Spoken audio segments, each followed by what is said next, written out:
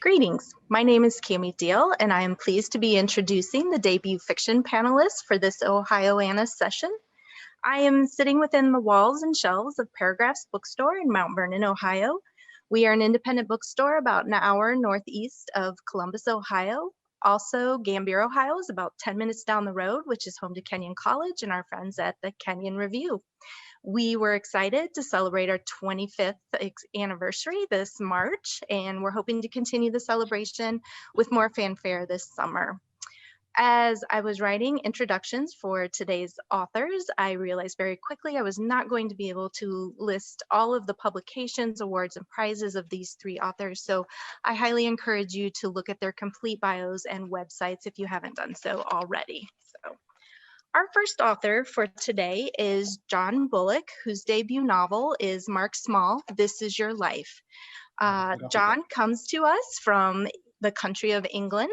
He received his MFA from the University of Virginia.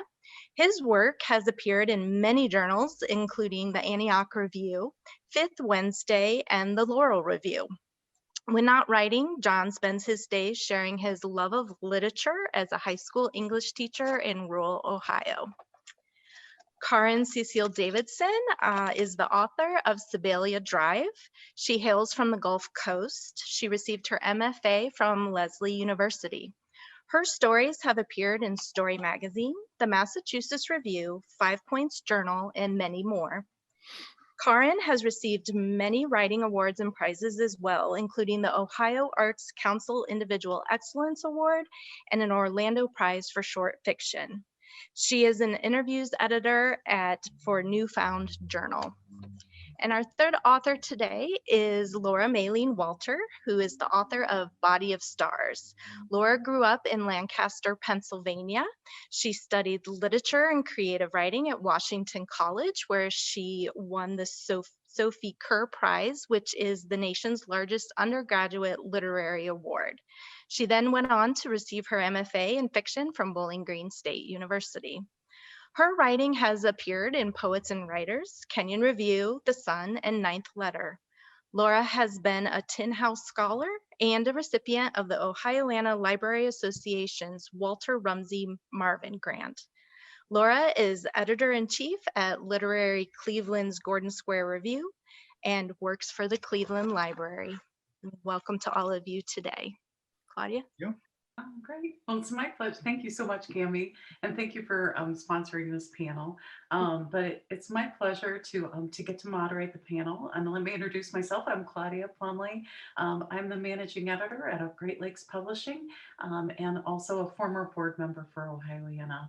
And I'm pictured here at one of my favorite literary spots in Ohio, which is Malabar Farms. So that's my background today. Ohioana launched their Ohio Literary Trail last year to take people around to different literary sites in Ohio. And this is one of my favorites. So I wanted to have a chance to have that serve as my background. And I hope it's as beautiful of a day there today as it is in this picture. But thank you so much for the three of you for joining us to talk about your books. I'm really excited about this.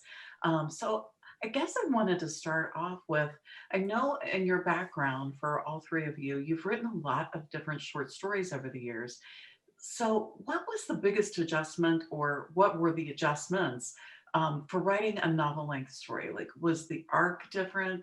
How did you have to adjust your pacing? I know we're going to have a lot of people listening to this that want to become novelists themselves, and maybe they've tried their hand at short stories. So what did you find was that big adjustment? I'll start with you, Karin. Well, it's funny because originally Sebalia Drive was meant to be linked short stories. And as I was writing it, a mentor, advisor in graduate school said, you know, you keep writing these stories that are linked, and your writing seems to be going in the direction of something that's more novelistic. And so, and at that point I was writing linked stories for this novel, linked stories or for that collection, for this collection. There were like 3 different projects going on. And she said, just pick one and go with it and write it as a novel. And I really dug my heels in because I consider myself a short story writer, not a novelist. at that point. And I said, no, I'm going to keep writing this as a collection. And she said, well, I think it's too late. And you really need to embrace the fact that you're writing 3 novels. So just choose one. And so I went with Sebalia Drive. I'd already done a big chunk of it. And I wrote it actually the first time around as linked stories. Then I went back and completely rewrote it as a novel. Wow. With still the many, many viewpoints. It has 13 viewpoints. Oh my goodness. It's told during, the backdrop is the Vietnam War, and I wanted to respect all of the different voices that occur during wartime. And it's about a community that is in Central Florida that was heavily affected by the Vietnam War. There were many people that, well, in many small towns in America that enlisted or were drafted. And so a lot of small communities were affected, especially lower class communities. So I wanted to honor that. So anyway, that's how I went from, in this particular case, from stories to novel. And I actually love it. And I'm writing my second novel. Oh, wow. Now, do you feel like you have, yeah, it sounded like you had three potential novels. Do you feel like you have those other 2 to follow up with that you mentioned, or no? No, okay. It's funny that I've gone elsewhere. Makes sense. Makes sense. What about you, Laura? Yeah, I think this is a great question because I think there's often a perception that short stories are the training ground for novels, and I don't really agree with that. I think there's such different forms, and not every short story writer wants to become a novelist, or that might not be their strength, and vice versa. I've always written both. So in my younger years, when I was trying to learn how to be a writer and how to get better, I was writing a lot of short stories. And I was also trying to write novels. Body of Stars is not the first novel I've written. I've always loved writing novels, kind of getting in. I consider it a big long-term mess to get involved with, but I mean that in the best of ways. And so for me, writing Body of Stars, it's a speculative novel. It's set in a world where women's bodies predict the future through the patterns of moles. And I had been writing literary short stories with kind of that a speculative bent as well. But for me, this is the first time I tried writing a novel that was not grounded in our real world and reality. And that was a big learning curve for me. To sustain that over an entire novel, I think you have to go deeper into the premise and understanding the world. Not that it's easy in a short story by any means. I definitely don't want to say that, but I just found it was different for a novel. So it took me years of thinking through the premise, trying to understand it, and a lot of revision. And that's the last difference, I think, if you are a writer who loves language and considers the language and the style very important to your book. A novel takes so much longer because, I mean, I could spend 2 years revising a short story alone. And then a novel, you have so many more words that you need to refine and go through and revise. So those are some of the big differences for me. But it's very rewarding with a novel, for sure. Oh, and John, last but not least, tell us about your experience. Mine also grew out of MFA workshop submissions. I say also, somebody else had mentioned about a mentor, during their grad program. And originally, I think it was going to be a novella. It lived as a novella, or existed as a novella for a while. And I don't know what I thought, why I thought that was the, I don't know, optimal format for it. It seemed at the time ambitious, because I too had been, writing a lot of short stories and everything. And I'd first off played around with or toyed with the idea of writing, and wrote a couple of kind of short story attempts using the protagonist, Mark Small. And then that kind of grew as characters sort of came onto the stage, and the story began to expand a little bit. So then it became a novella. And then when I got to kind of, 70, 80 pages, I realized that it wasn't kind of enough. And so it kind of almost, I don't know, it kind of found its size in a sense, really, almost kind of, I wouldn't say without any intention on my part, but it became a novel as it went along, pretty much. Really, it just kind of expanded. And I think a lot of the reasons why were because of I kind of use the term reluctantly, but themes. But the main theme really that kind of threads throughout is the idea of identity and different types of identity. And first off, it was the protagonist's personal identity, and he's a teenager and coming of age, etc. and stuff. So there's all of that stuff that's everything that sort of pertains to that.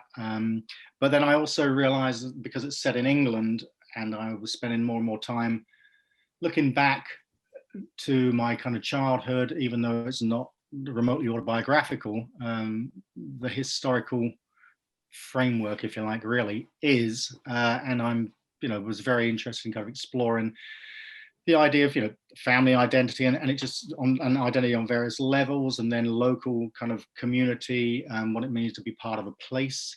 And it's set at the seaside, so there's very much that kind of like a famously strange strip of land at the end of land, the beginning of sea, if you like. Really, it's a kind of a bit of a no man's land in lots of ways that historically has been called a kind of a lawless zone in a sense. So there's that kind of interesting liminal space between land and sea that the seaside or the coast or whatever you want to say. So there's that sort of strange community and the identity of that. But then there's also kind of a history and national identity, and it was set at the time of just after the Falklands War in the early 80s, Margaret Thatcher, and the mood of the kind of nationalistic mood at the time.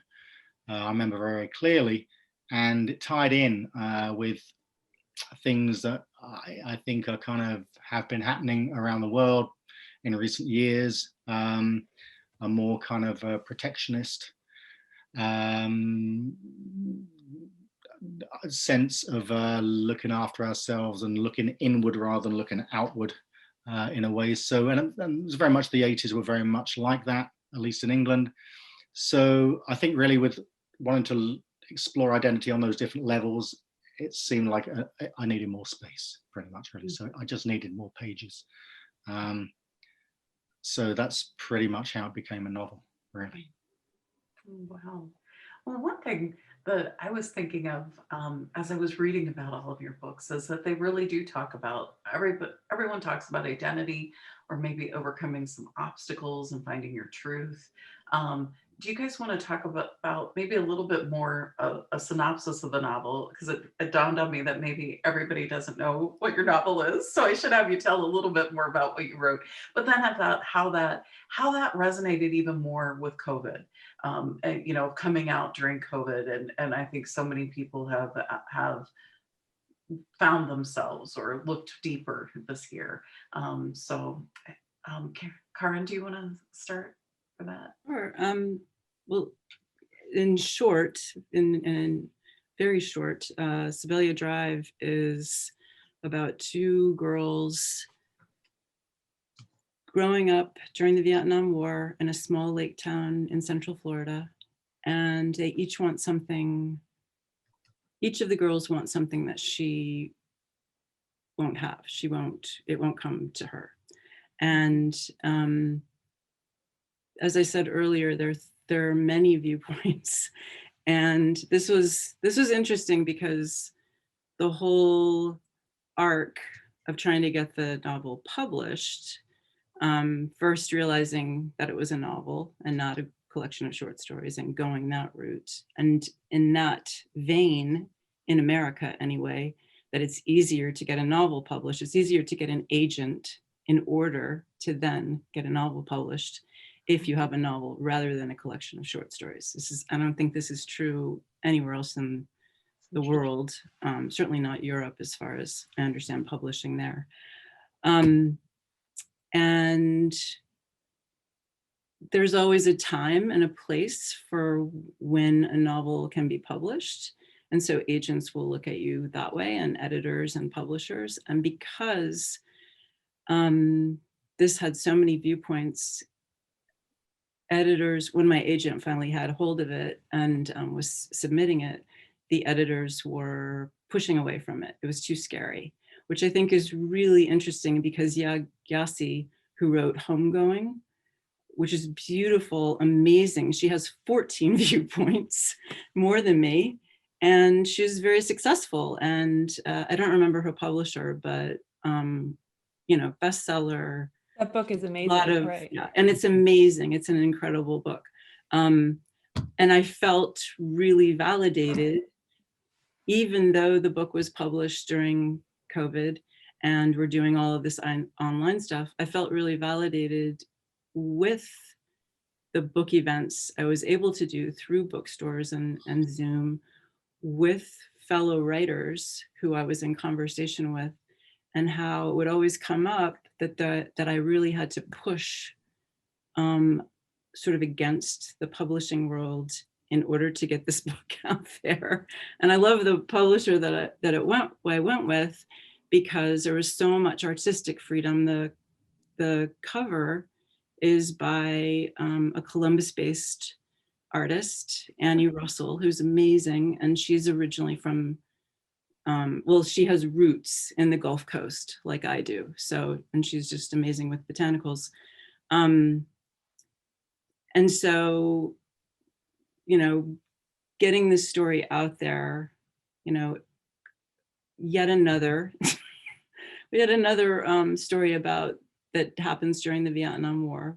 There's so many movies, but I think that the way that I was trying to approach it was very new, and a lot of people embraced the gazillion viewpoints. They said it's working. It totally is working. And I had done so much research and talked to Marines and all sorts of Vietnam veterans and people who are from Vietnam who came here afterwards because of the fall of Saigon, and so on and so forth. So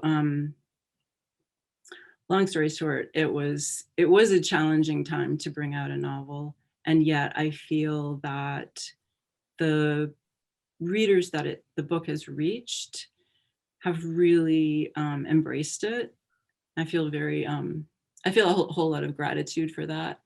And also that it was successful, that there were some Marines that reached out to me, some Vietnam vets that reached out to me and said, wow, you did a really good job with the dad, who is a returning Marine from the combined action patrols that were over in different hamlets in Vietnam. And he comes back to Florida with a profound injury. And just how it affects the community and all of the different people. And so sometimes pushing toward what your vision is really important. And I don't think that writers should give up on that, even if they have a vision that's very different from what the publishing world wants or thinks will be successful. So for all the writers out there that have sort of want to challenge themselves with perhaps structures that are very different. And so I don't know if that completely answered your question. Oh, no, it did. That's brave. I mean, it's brave to challenge back, and good for you for standing up for, you know, your work and your craft. Yeah.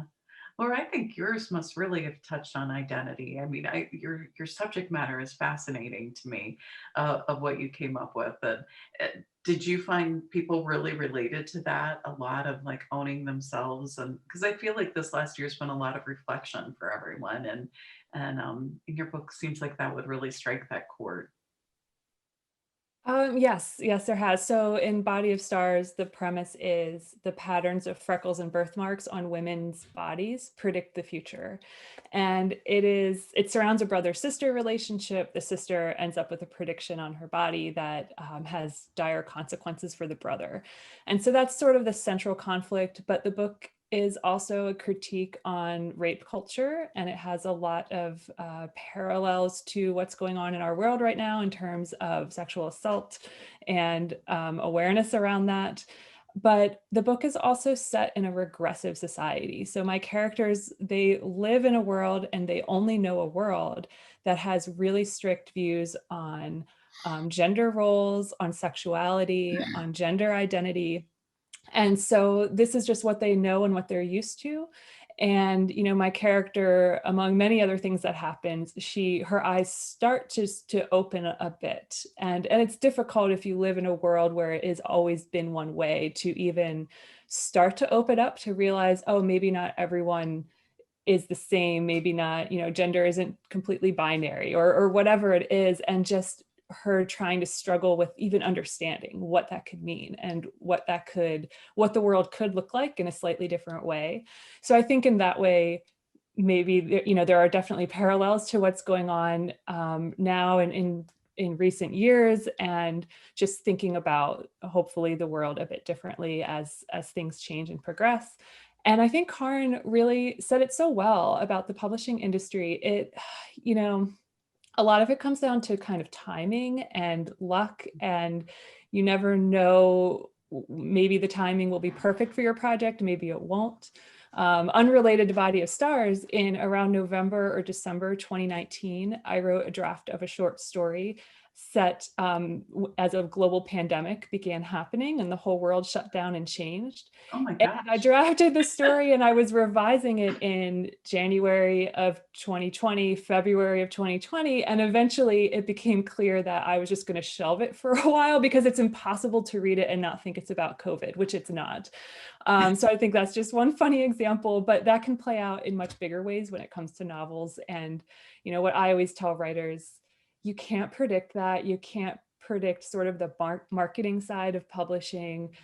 You can't try to write to a trend or against a trend. I think you just have to write what you want. For me, I really wanted to explore what would a society look like if they could predict the future in some ways. And if there was this gender imbalance with men and women, this power imbalance, I was so fascinated by all of that and the complexities that I had to be fascinated by it because I had to work on the book for many years before I got an agent and before I got a publisher. And luckily it ended up working out for me. And so I agree with Karin. I would just advise writers to work on the idea that they believe in, no matter what it is.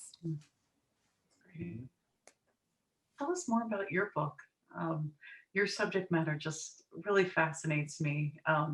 Looking into Mark's, your character Mark, and what he's going through in life. Tell us more about that. Sure. As I mentioned before, that it's set in England, the south coast, a small south coast kind of tourist town in a way. But he's an only child, Mark is, Mark Small, and he was born and raised in a bed and breakfast. So this has a colossal influence on his kind of outlook in life, but also his curiosity. And curiosity kind of plays out in many ways in the novel too, but just the very fact that his life is, populated by strangers during the sort of peak season, and that constantly there are people coming into his house, his home, sometimes for a night, sometimes for a week, but they all remain strangers. But this kind of fuels his curiosity, and he becomes, as his curiosity about the world generally and about pretty much everything develops. He wonders who these people are. The weird situation of people coming into his home that he knows nothing about, and then moving on. And so he kind of he starts kind of looking into people's rooms and trying to kind of figure out who they are, in a bid to try and find out, of course, who he is, because he's desperately trying to get a sense of his own identity at that age. And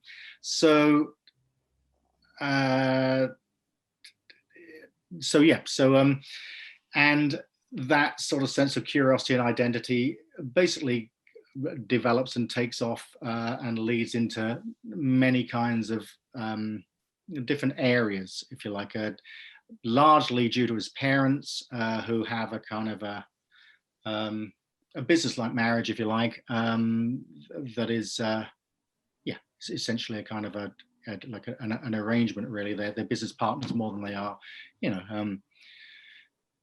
whatever, lovers. Is not a happy marriage. And his father is very kind of doctrinaire and pretty strict. He's a greengrocer, which is kind of, fairly traditional.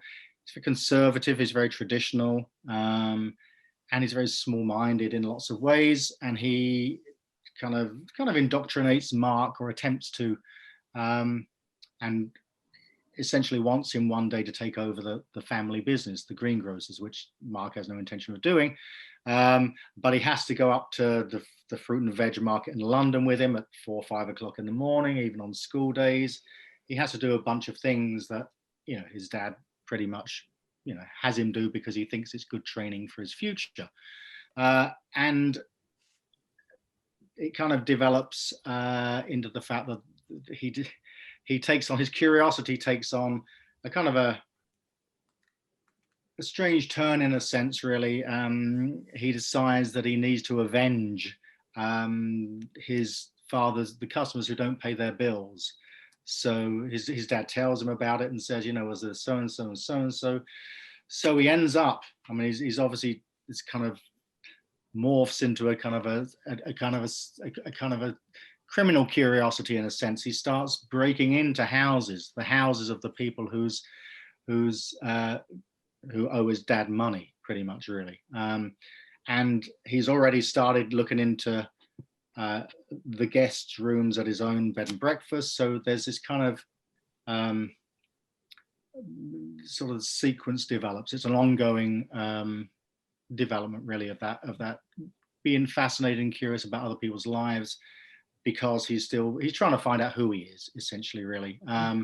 And that all leads to him meeting a girl, Lucy Fortino, whose house he snoops around in, and he finds out things about her brother. And he contacts her and says that he has a secret that he wants to, kind of share with her. Little does he know a certain fact that her brother died several years earlier. And he's using this supposed secret that he's made up about Lucy Fortino's brother to try and get close to her. And so there's a curious, it's pretty dysfunctional, but it's also amusing. I mean, there's a lot of humor in it. It may not seem like it, but it's a kind of pretty amusing book in lots of ways. It's first person, so there's that kind of classic, precocious teenager, at the same time, worldly wise, and at the same time clueless, and so there's that, kind of like dynamic of that tension throughout. He knows, he has amazing insight, and yet he has no clue whatsoever. So that kind of develops this relationship with Lucy Fortino, and a kind of a cast of characters, really, a number of his friends. And it ends up being, unwittingly, or rather unbeknownst to him, a search for the father, because it turns out that his father, the greengrocer, is not actually his biological father. And he's another man who's actually a fisherman, and who is on the periphery of his life, but his mum hasn't told him who this man is and what relation he has to Mark Small. And it's only towards the end that they kind of converge, if you like, and Mark finds out that, for whatever reason, that Bill Turret, this fisherman, is actually his biological father, and that he was married at the time of Mark's conception. And the story is all kind of like woven through at the end. And he ends up with 2 dads at the end of the book. So he's got. You're giving spoilers. Well, okay, he doesn't. Okay, but there's other things that he doesn't. There's a lot more, I'm sure. Yeah. Sorry about it. Yes. Okay. I was thinking the same thing, Laura. I was like, oh no. I'm making all this up anyway. In no way does it spoil the plot. Seriously. No. It's so funny. I'm listening to what. There's so many details you've given about Mark, and I want to insert my character Lulu into your novel so she can go snooping with him, because she would love that. Yeah, that's a good idea, having authors, like 3 novelists, kind of combine their characters, and just, that's funny. Yeah, that would be interesting. That would be good. So Yeah, well, there's. I mean, it doesn't work out with Lucy Fortino, so Lulu has a she has Still got a shot. We can, Oh, that's oh, fun. so anyway, so yeah, so that's the kind of a kind of a bit of an elongated summary, if you like. But yeah, in terms of the COVID, et cetera, and stuff, and the publishing world, yeah, I think it's kind of it was an odd time in a sense for a book to come out. Obviously, it would have been nicer if we could do in-person readings and whatnot. But at the same time, I think it's been pretty good. Yeah, I think. Yeah, if I can add, I wrote an article for Poets and Writers for the March-April issue about putting out a debut novel during the pandemic. And, oh my gosh, that's awesome. It was really informative because I always try to keep in mind I'm not the only one going through this. Every single writer with a book coming out in the last year plus is dealing with the exact same thing. We're all in the same boat, but it is hard when it's your first novel.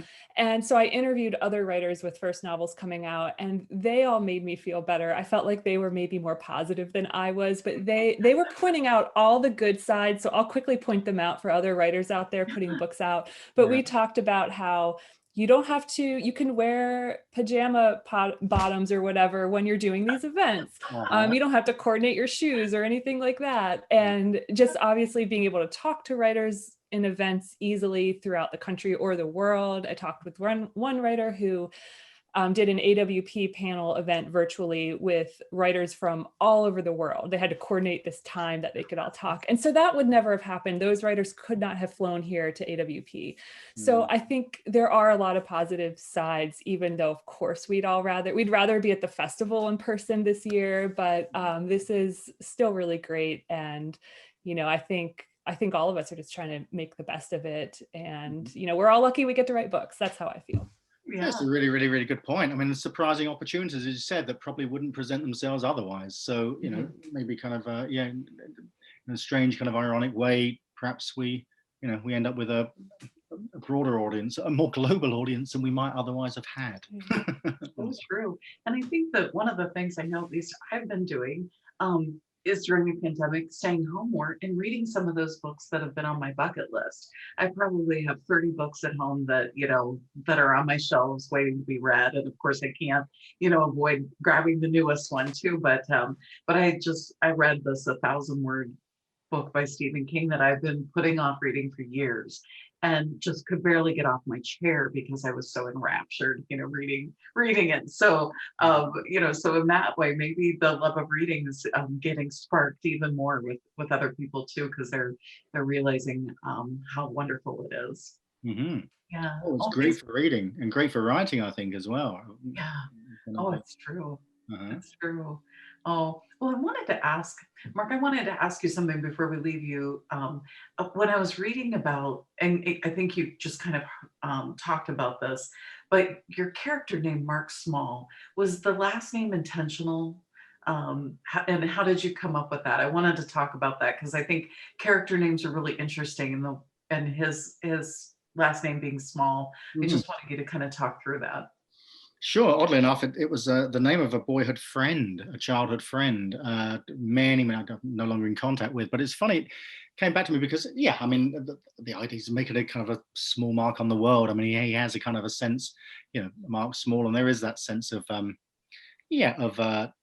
aloneness and isolation, which I guess in a sense kind of ties in with the kind of, I guess the kind of the stay-at-home COVID kind of reality that we've found ourselves in, but also the fact that he's an only child and the fact that he's very much going through the world on his own, and feels somewhat inconsequential, really, I guess, as I don't know if we all do, but it's not uncommon, of course, especially when you're young and you're deeply unsure and you're in the process of forming your own identity. So there's a sense of it's a very big world around me, and it's that big world that he sets out to explore with gusto, as they say, probably in some ways that maybe he probably shouldn't, but he kind of goes with it because he's a kind of a lust for life, I guess. So yeah, for sure. So the idea of small and smallness, and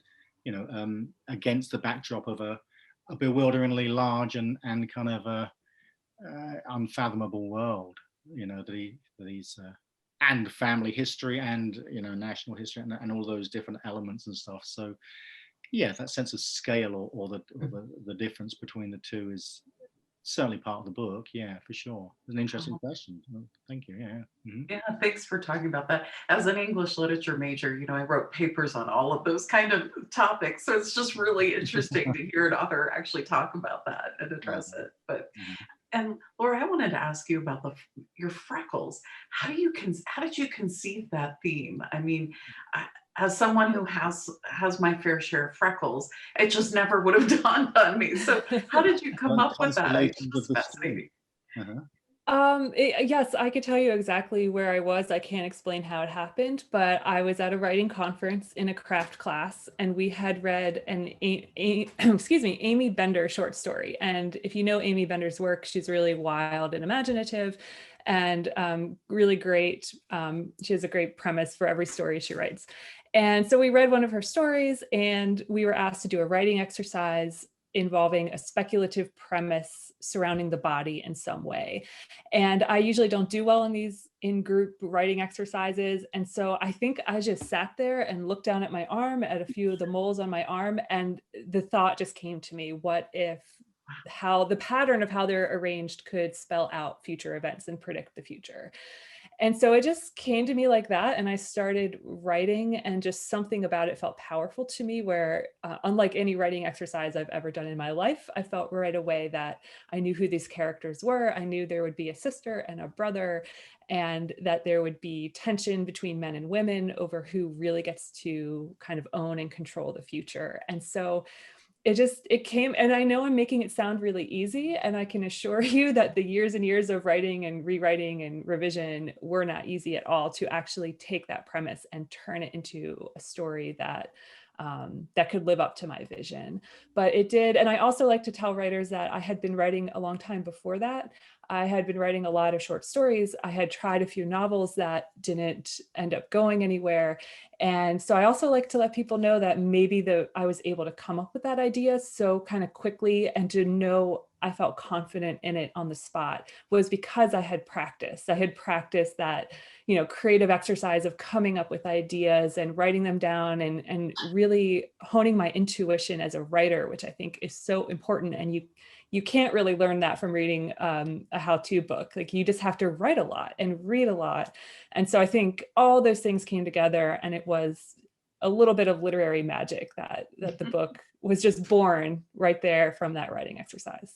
Mm-hmm. Have any of you others had that experience? I think that would be so disappointing to be writing a book and then just realize that it's not going to go anywhere. That that was a dead end. I mean, what is that experience like? Do you reluctantly give up on it, or do you keep trying? Like, how do you know when to stop? I guess I'm asking. And Karin, do you am I the only one here who has written novels that are now hidden away in my attic for the rest of No, time? Am I the only? Uh-huh. It's a pretty common experience for writers, but is it? Oh, I will and most novelists, I think their first novel published is not the first novel they've written. I mean, I don't have the statistics, but Mm-hmm. Well, isn't that disappointing? Like, it's like your baby. I think it would be hard to give up your baby. I mean, yes and no. I think it comes down to timing. I mean, for me, and I had different experiences. The first novel I wrote, I was 22 years old and in undergrad. And so I did work on that seriously and after college and tried to get an agent. It didn't, you know, I was so young, it wasn't ready. It didn't work out. So I view that in a different category from the novel I wrote right before Body of Stars. I had also worked on really hard. That novel is what I got the Ohioana Rumsey Marvin grant for. And I was getting good feedback from agents. I was hearing from agents. And it just ultimately, I mean, especially if you want a publishing deal with one of the big 5 publishing houses, it's so competitive, and it does come down to a lot of different factors. And over time, I finally was able just to be honest with myself that the book had a lot of good to it. It, you know, in some ways was a decent novel, but it just wasn't it just wasn't quite up to what I wanted it to be for my first novel. I mean, you just have to be honest with yourself. And I think that is a hard part of this writing process. And it's not something you can come to terms with overnight. But over time, as I was growing as a writer and getting better, I finally was able to say, you know, I'm ready to let this go because I think the next book I write will be so much better. And it was. So it's tough. It's not easy. Mm-hmm. If I could just cut in a second, I think I think everything that Laura said is very true, and I think it's important for also for kind of I don't know, younger writers or writers who are just maybe at the beginning of their craft, whatever you want to call it. But the idea that no work is wasted, I think, is really important. That it doesn't. Of course, there are massive disappointments and setbacks and hurdles and all those things. And it's, you have to kind of develop a thick skin. You've got to work on faith, all of those kind of truisms and stuff. But I think it's really, really important to not feel, or try to learn to not feel that, you just, I give up. I just, I keep trying and it's going nowhere. And of course, it's frustrating. It can be, but at the same time, it's all kind of money in the bank, I think, really, and to put a positive spin on things that, it's all, to use that kind of, it's all good. But it's all going into the same hopper, if you like, really, and the same kind of, and ultimately it will, whether it builds confidence, whether it just develops your craft and your, whether it's sentence structure, whether it's just in terms of, structuring a short story, or whether it's learning to, the art of revision and just learning to just, tough it out. All those things are massively valuable. I think so. Failure, as I often always say, is more important than success. In lots of ways, you learn far more from it, of course. So hopefully it leads to success at the end of the day. So, but I think it's not always to feel quite so positive about it, of course. But on good days, that's the best way to go about things. At least for me, to keep yourselves in the chair, as they say, and keep at it. Yeah. Oh, Karin, have you had any experiences too like that you wanted to share? Or? As far as like having projects that are complete and then they don't go out into the world.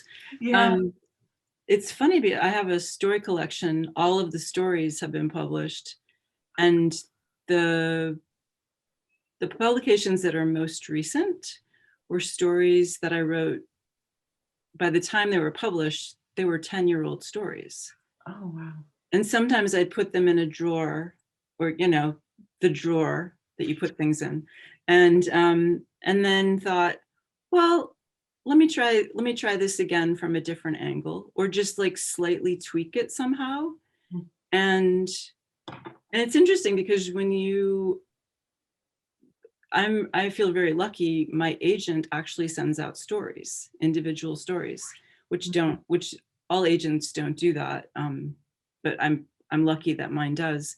And she placed these 10-year-old stories, which had, yes, been revised, but once they reached the editor, they were either fine with it. It was just a bit of copy editing. They were like ready to go. And I was kind of in shock. I'm like, seriously, don't we need to work more on this? And then there were some editors that said, if you could change this, like big changes, then we'll publish it. So it is interesting, like how you can put things away, and then as you mature as a writer, you'll realize that's okay. Like I have a story collection I began after I finished Sebalia Drive. I started a story collection, and I've put that away. I have 5 stories that I've, out of who knows how many, 10 or whatever the collection will hold. And I just couldn't go forward, and I couldn't revise the ones I'd already written anymore. And so I started what I thought was another story for the collection, which is now the novel that I'm working on. I said, this needs a lot more space. It's like what John was talking about earlier. It's just sometimes your characters need a bigger world to live in so that you can realize who they are. And and I also realized after writing Sibylla Drive that my stories were getting longer and longer, 40 pages, 50 pages. Like, okay, well, that's novella length. So either rein it, pull it back, or expand and go all the way out to a novel. So, but yeah, I think in terms of writers and everything goes into the hopper and all of that, I think of Flannery O'Connor's. Somebody asked her at some point, like how long does it take, before a writer can actually become successful or published, or whatever the equivalent of a successful writer is. And her answer was short and sweet. She said about 20 years. I could Which imagine. I think is true. Sounds about right. 20 years of working, reading, writing consistently, and I'm not saying like every day in the seat at the same time at your desk. That's great for some people. It's not great for other people. But somehow consistently, really sinking in and dedicating yourself to literature, to adding your voice and becoming part of the community, and going forward and trying to finish projects, which is not always easy, but. Oh, I can imagine that would be challenging.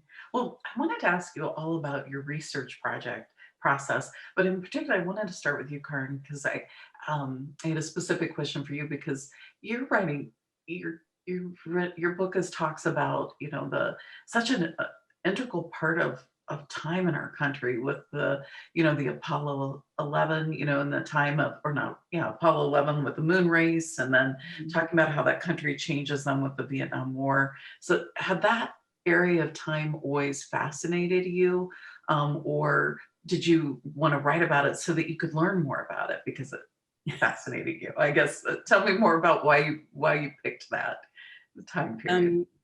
When I started writing the initial story, which I thought, when I thought it was a story collection, there were a couple of things that were going on, and one of them was the United States was becoming involved in Iraq. Mm-hmm. So that was 2003. By the time we reached 2006, men and women were coming home. We had all kinds of reports of how the VA hospitals were dealing with PTSD, and it was very different than what was my generation's war, which was the war in Vietnam. And so I wanted to say something about America at war. And I kept going back to my generation's war. So that's how I ended up. And I realized in some of my stories that were not from this collection that I was writing about children that were growing up in that era, whose fathers were away. They were, because they'd been deployed, because they'd enlisted, whatever, or were, had been drafted, whatever the situation was. And so it just became this sort of organic part of this first story that one, a teacher dared me to write a new story. I kept revising old ones. So I said, oh, okay, dare me, huh? And then two, I had this memory of, I did grow up in Central Florida for the very first part of my childhood. So when I was about 6, walking through a neighborhood, much like the one in Sibylla Drive, and with a friend of mine, and we heard the sound of a woman crying out and crashing glass. And we snuck through the orange groves and through people's yards and saw this woman standing in her nightgown in her car, on her carport, and all around her was shattered glass. And so that image stayed with me. And it became what wasn't actually Lulu's story, it was Rainey's story, and it's more toward the middle of the book. this moment of what is happening here. And it's not to give any spoilers away, but because there are so many viewpoints, some of them have to do with anger at the involvement in the war, at loss, grief, and there's certainly love threading through, which is very complicated because it's combined with anger and loss and grief. And misbehavior from children who are acting out because their parents are sort of missing in action. And so the research was partly memory from when I was a kid, and also growing up with all of that reportage on television, and then actually knowing 19-year-old, 20-year-old boys who, when they came back, really were men who'd been in Vietnam, who were very, very silent about their time there. And we were kids still. I was probably 16, 17 at that point, and but knew these guys that were coming back, and there was never any conversation about it. There was just, let's go to the movies, let's play putt-putt, or it's just like the things we did as teenagers in America at that point. And so I felt called by that combination of things going on to give a voice to it, and to give many voices to it. And so I did reach out to veterans, and had I asked a question of a CAP Marine group. Combined Action Patrol Marines were the peacekeeping Marines who were there, and it gets complicated, so I won't go into all of that, but peacekeeping, they're still carrying M16s and going out on missions and all of that. But I asked a question in an online group to the head of the group about a specific tactical area of operations, because I wanted my main character I wanted to get the facts right about where to place my main character, one of my characters. And he said, "Oh, I don't know that if that's the right Hamlet to choose, but I'm sure somebody in the group did." And he had included the 100 veterans that were in the group on his response. So all of a sudden, I had the inbox was full of responses about, yeah, that would work out. That's a good place to have him. And then there were some people screaming at me like, why is he a first lieutenant? He would never be a first lieutenant. He's definitely a sergeant. And so I learned a lot about military language and tactical areas and things they carried. And I read a lot of fiction and nonfiction, from Tim O'Brien to, I'm going to forget all the different names of the nonfiction books I read, but it was a year's worth of research just on the military aspects, which when you look at the book, it's just a couple of chapters. I can imagine. Yeah, Laura, John, what's your research process been like? I want to say you mentioned just a couple chapters with all this research. At one point, I think I read an entire 2 books, and it amounted in my novel to maybe a paragraph, and I may or may not have deleted that paragraph before publication. I can't remember. Yeah. But no, I love researching. I mean, I think that's part of why I'm a writer. I think, being a writer, whether I'm writing a nonfiction piece or a novel or a short story, it gives me, it helps me explore my curiosity. I'm so curious about so much, and it gives me kind of the excuse to really spend a lot of time digging into sometimes some very strange topics. And so I try to have fun with it. But for Body of Stars, I did do a lot of kind of an eclectic range of research. I had to research fortune telling techniques across time and cultures, all different ways people do try to predict the future.